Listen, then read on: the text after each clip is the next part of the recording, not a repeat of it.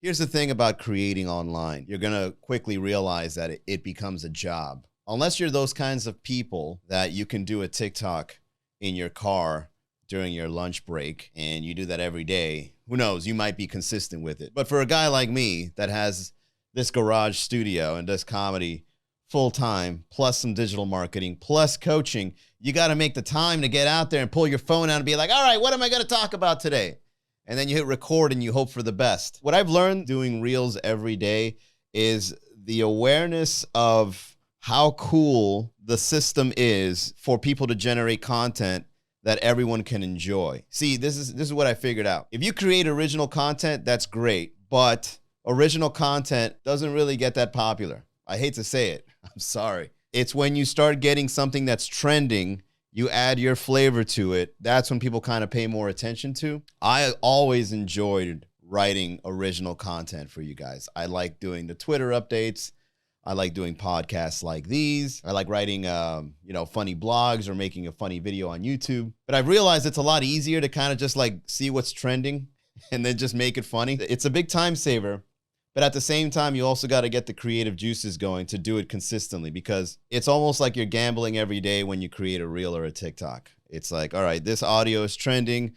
This video template is trending. What can I do? And you don't want to be the kind of person that does the exact same thing of what 99% of all the other people are doing. The unfortunate part is that you can do the exact same thing that went viral and you'll still get some sort of traction, because it's like, oh, look, the same thing, but by a different person kind of thing. What I like doing is I like getting the audio and the template and then just making it into a story. That's one of the things that I've learned. I mean, I try to avoid the dark humor these days. When I first started doing comedy, me and dark humor went hand in hand. But you kind of grow up and you realize life is going to be okay. But every once in a while, you got to throw in a little dark humor. You know what I mean? You just bring that shadow back to remind the people that, yeah, I used to live this life.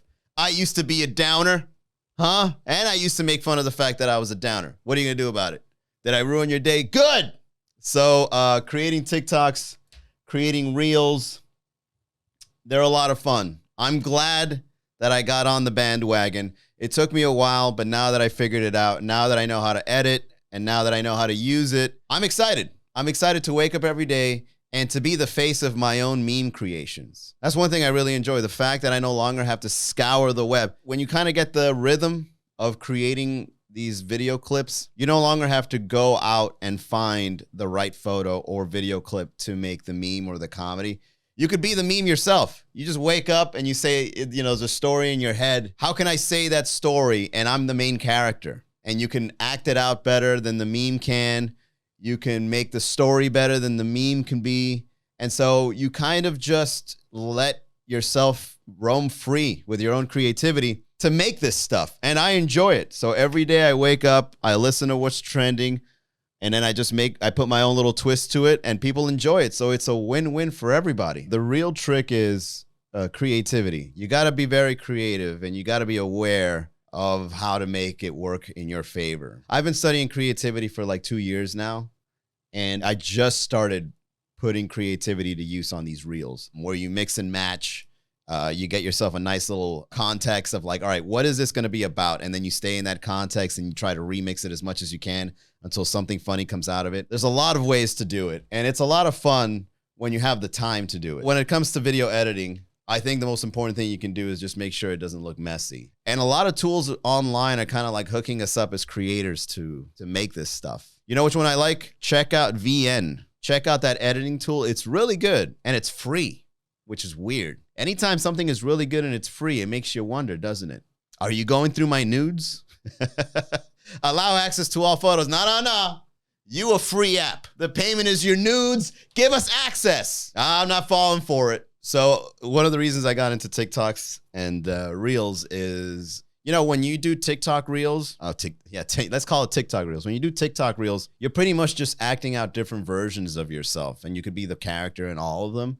And it's a lot of fun to do that, to pretend to be someone else, even if it's just for like 6 seconds. Another thing that I really enjoy about TikTok Reels, the algorithms behind it allows there to be more distribution, and it allows you to reach a wider audience, because the platforms, They're now just like, all right, if you're bored, just watch these 5-second videos and just go down the rabbit hole. And then eventually they'll send another person your creation to see, and they're not necessarily part of your list. So get this, when I first started doing the TikTok reels, I started losing so many followers. And this happens to every account with a lot of followers. I've seen this before, whether it's like accounts that just watch but don't interact, or accounts that don't interact, but then when you upset them is when they interact. I get those a lot too. Sometimes I would get like these comments from people that I've never even seen or interacted with before, and they're just saying something negative. It's like, oh, now you show your head. I think I lost like 200 to 300 followers. But the funny thing is, I gained them all back. But they're a different audience now. They're now people that like my face rather than saying, F this guy. You know what I mean? When it comes to running a social media page with an audience, you got to find ways to get rid of the people that are following you but don't like you, which is a weird thing, but it happens on the internet where people don't like you, but they'll follow you. And then they'll find an excuse to not like you again. And then they'll leave, or then they'll get upset in your comments or whatever. But if you create consistently and you make yourself, your face becomes the brand, the people that stay or the people that follow you, they like you. And they like what you create, and they see what you've created, and they're like, this guy is awesome. So what's great about TikTok Reels is they shoot your content out to a lot of people for you to start building this audience base that like you, rather than that one guy, you know, that one person that, okay, that one meme was good, but the rest, oh God, all right, this upset me, I'm out.